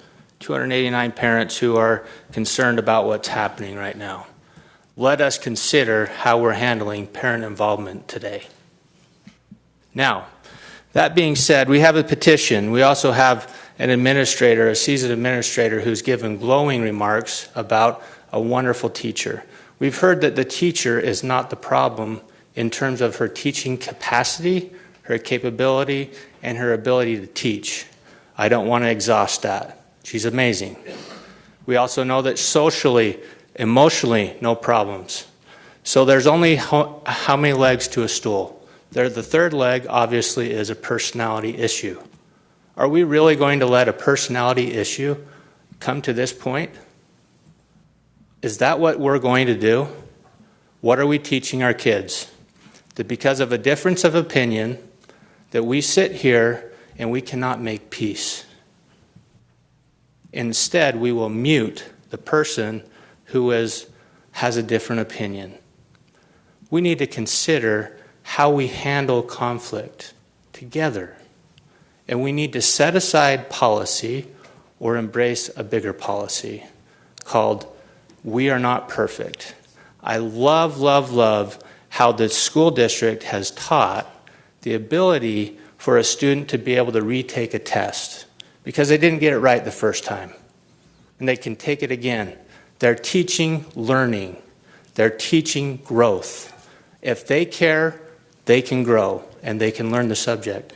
Why would we not have that same exact opportunity for two people to learn and grow together? That's what we need to do right now. And we can set aside policy, and we can have a better policy called we're not human, we're all human, and we all make mistakes. And we're not perfect. But let us find a way to resolve conflict rather than muting it. And I'll give this to you for the minutes. Thank you. Thank you.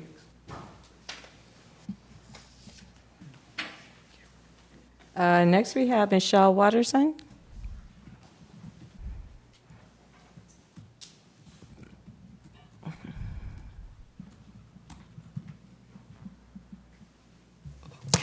I don't have a speech, and thank you all for for your service that you give to the students. I am here as a mother. My daughter has been wronged. And I thank you for reassigning her. I thank you for that. She is an exceptional teacher. She loves those kids with all of her heart. There is nothing more than she loves more than being a mother and being a teacher. She was contacted. She was not planning on teaching. She has 3 little ones. She was contacted and asked to come teach. And she did. And she had some different of opinions. And like my son said, we can get along. We can get along for the sake of the students. It's for them that we're here. And Cache Valley School District has done an outstanding job. And we need to continue to do this for our teachers and for each other and for the students. Thank you. Thank you.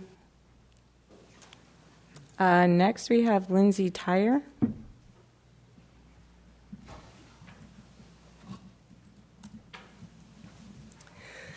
I am just coming today as a past student of this wonderful school district, a teacher of this school district years ago, now a mother of children that are in this school district. And I want to start with when I was a teacher, teaching in an elementary school in this school district, the privilege, the blessing to be a teacher of the amazing students here. I was put in a situation where I felt threatened every day as a teacher.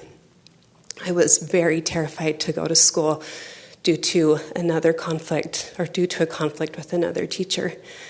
It was because of our incredible administration that I found the strength every day to continue, and I found a place of peace that I was able to be the teacher my students needed. And I was able to continue and have a wonderful experience. But I knew as a teacher that my principal and the administration had my back, and I was safe. And a year ago, we parents at Providence Elementary were fighting a very similar fight that we're feeling that we need to fight today. And that is in regards to our wonderful French teachers that will remain nameless. And last year, it's so interesting to me, last year it was a completely different fight. The reasons we were told as parents that they were not having their contract renewed were completely different than what we're being told this year. From a parent perspective, it is really hard to stand behind our school district and our administration when we do not feel honesty and consistency coming through. I want to stand behind our incredible school district. I have a sibling that is an administrator in these schools, and I know how hard the fight is on your end and on their end. But from a parent perspective, I plead that we get honesty, that our teachers that are in question right now understand why their head is on the chopping block again. These dear people, I had them in my home tending their children the week they arrived from France. I was the one watching their kids as they went to Provo for training. They have sat at my dinner table for Thanksgiving multiple years as we have sung together. They are family. And if we are questioning, final sentence, if we are saying that we want to switch up teachers, that makes absolutely no sense. My child that sits back here, she is your pilot program. She's a sophomore now at Ridgeline. The teachers that are still at Providence that she started with, they are family. They have put up with our culture. They have put up with the difficulty of making this program work. We have fought with you through all the quirks and hard things of this program that we love and appreciate. But we as parents need to know that our teachers have support, that the administration and the school district back them up, and they are terrified, and we want this program to succeed. We want them to be our family. The depth from their culture and their different perspective that they have brought to my children is priceless. But they are alone. And we as parents stood up for them last year, and we fought for them. Your time is up. I am done, and we will continue fighting for them. And we appreciate you. Thank you. Thank you.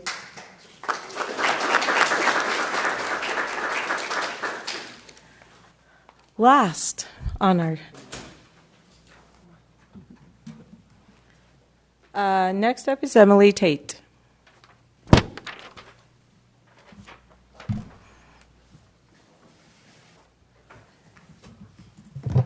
Thank you, and thank you for your time and your service.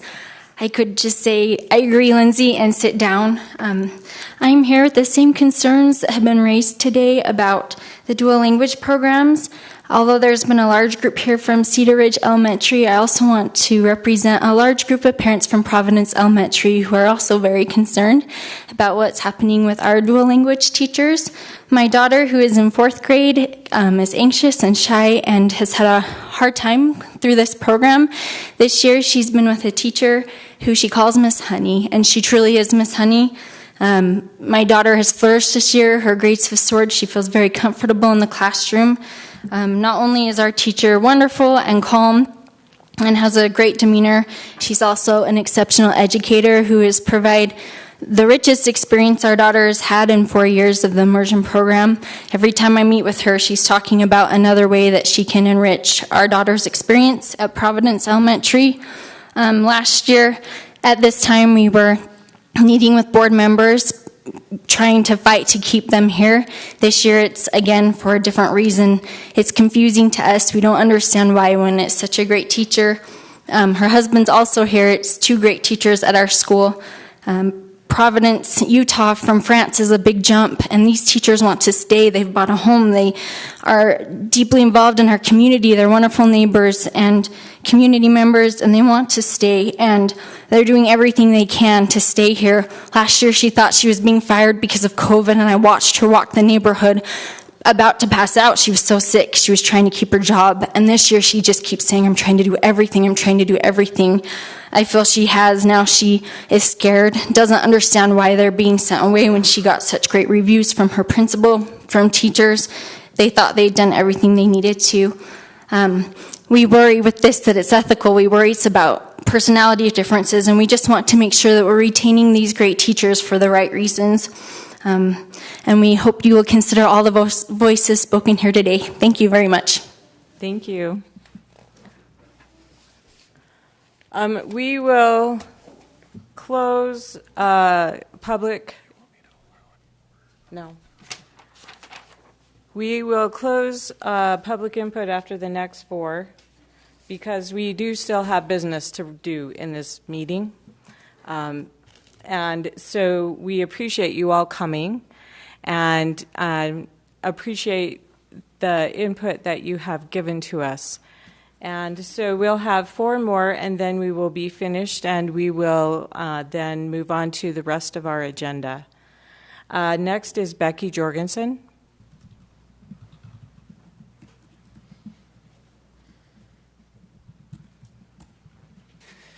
I just wanted to stand up to share about our passion for this DLI program.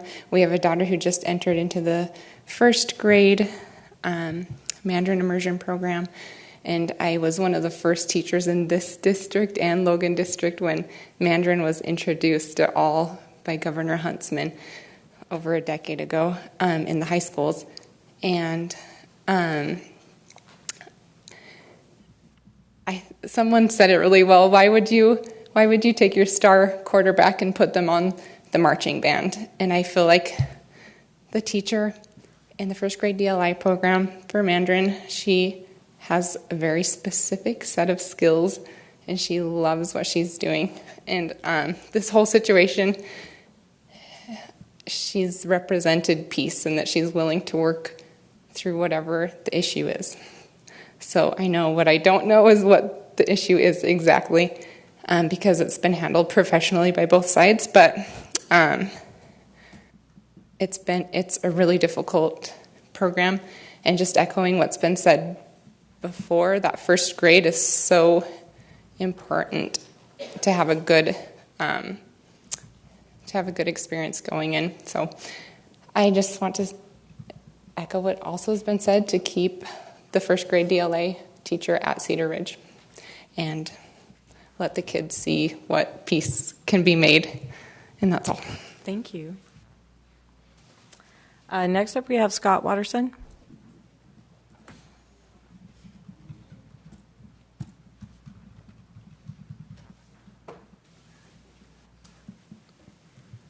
This is because if I didn't get up here, I wouldn't get dinner after all the other Wattersons that came here today. So I apologize for that, but I'm hungry and I'd like to get dinner tonight. And I know many of you personally, and I thank you for your service and for what you do in this beautiful community we live in. So I thank you for that. I have a ranch, and at the ranch a couple of years ago, the great big windstorm came through and it just toppled hundreds of quakies and pine trees, just knocked them down, hillsides of it. It was a crazy storm. And so I have the benefit of teaching you a principle that I learned when I was in Asia myself about the difference between a pine tree and bamboo. Bamboo is a network.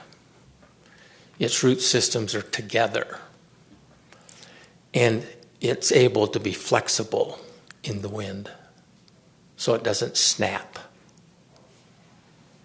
and it bends, and it takes the wind and then comes back to straight, and it's a community together that achieves that strength. And I invite you to be flexible, to achieve that strength that has been so classically shown through the years in this wonderful community. I'm also really proud that one individual just stood up that I had the privilege of teaching Chinese to over in Taiwan as a mission president, so that was also wonderful. Be flexible, be smart. The best decision is your last one. Think it over. Thank you. Thank you. Next up is Tana Tyre.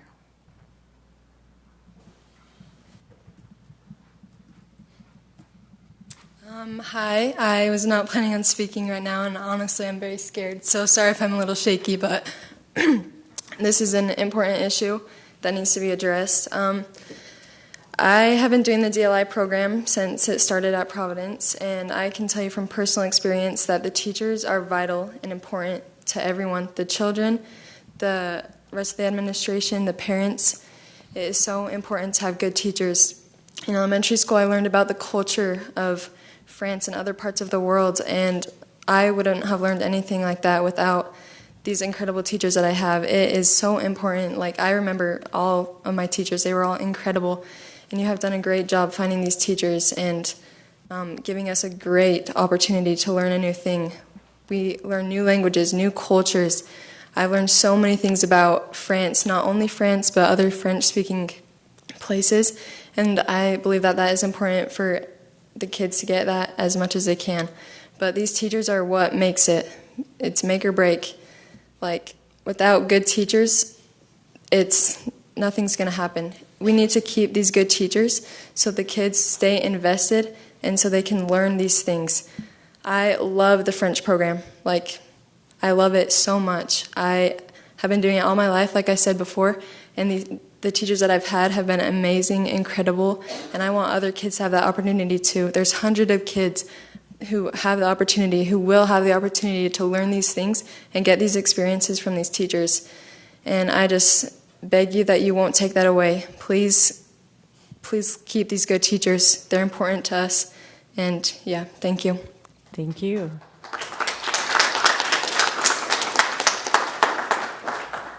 Last is Amanda Ashfield.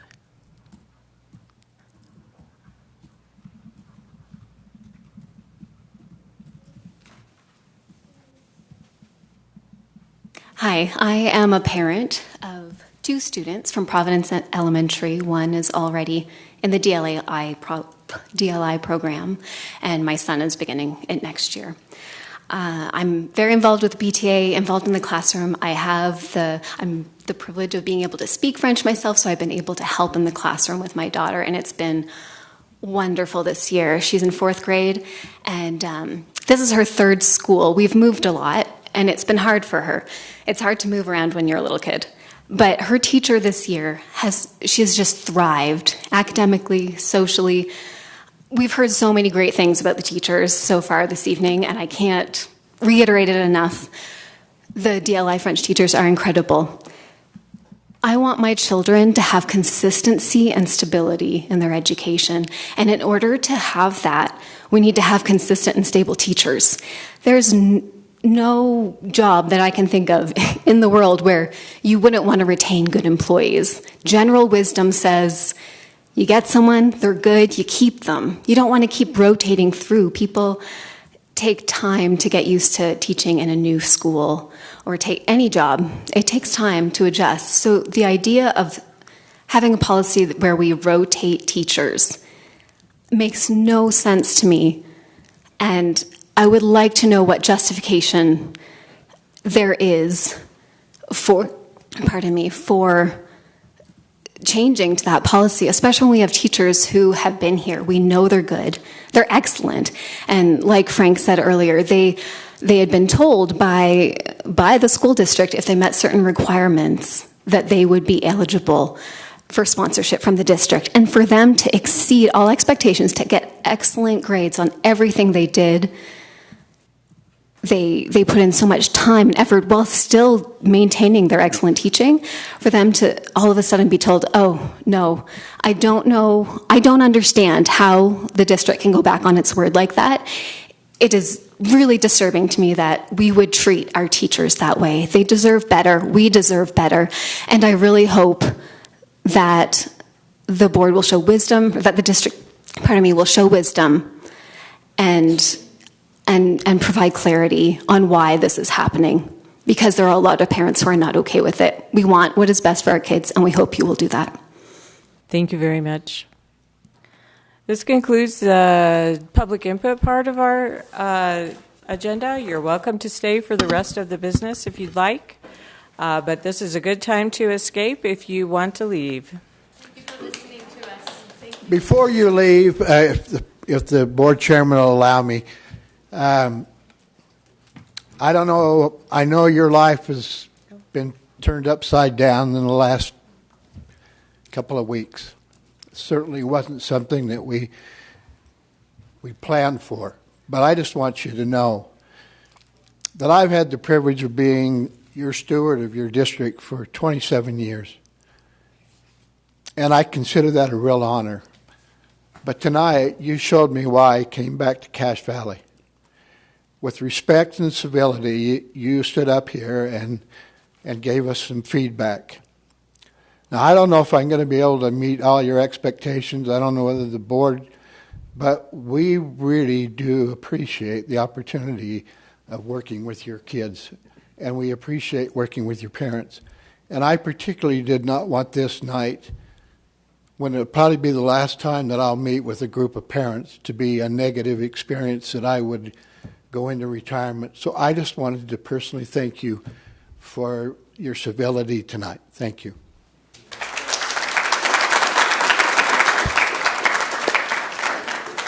Thank you all for coming.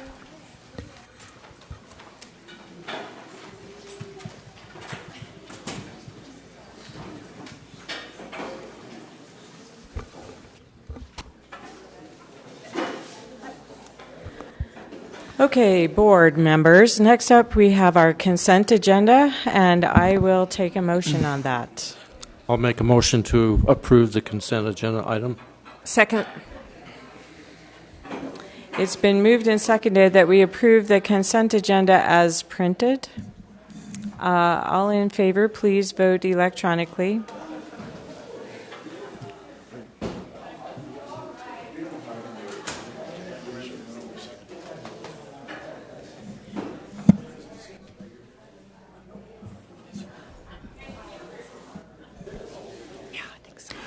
Voting is closed and the motion to approve the consent agenda passes unanimously.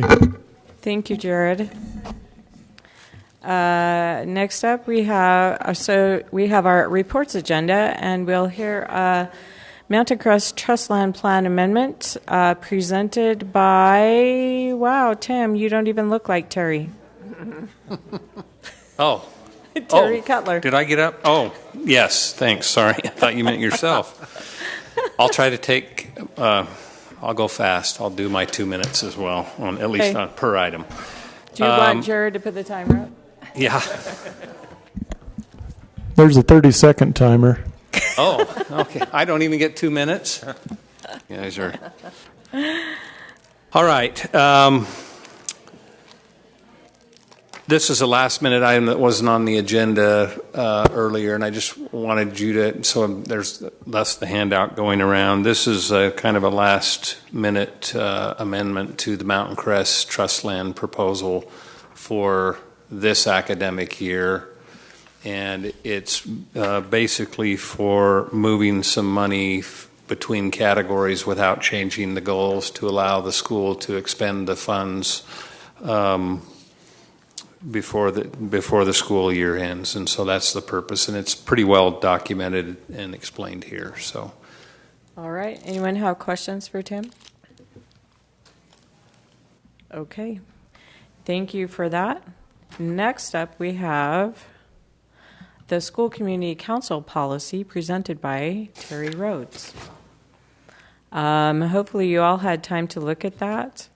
This is just our continuation of trying to review and update our policies. I've been through the School Community Council policy that we have created to compare that with state code, and so you can see the red line version in board docs. And so does anyone have any questions about this?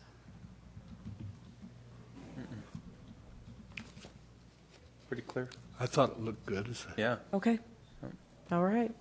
Well, we'll vote on it next week then. Next up is Tim Smith again for the 2023-24 School Land Trust Plans. Okay, so hopefully all of you received an email from Ann, and on that email you would have received the criteria for reviewing the trust land plans for next year, and in addition you should have received the PDFs for each of your schools and have those documents. Are there any questions you have? Your timeline for reviewing those is about a week, so but any questions you have about reviewing the trust land plans? Did everyone get them? Yes. Did you all get your? Okay, great. Okay. And then I just handed out, I wanted you to see overall on one sheet of paper the benefit the trust lands program provides to our school district and the amount of funds that flow into our schools. And it's just amazing that the schools have the discretion on how they spend those funds as well as the TSSA funds. So anyway, that'll help you, I think, a little bit as you go through those. So just real quick, I know I could look this up, but how does this total compare to last year? It's been typically, well, Jared will tell you that better than I will, actually. I'm going to, without having the numbers in front of me, I'm going to say it's about 10% higher, and that's typical. Land Trust has probably grown between 5 and 10% each year. You probably all know this, but it's based on the interest earned from all of the lands that the state owns, and so that generally grows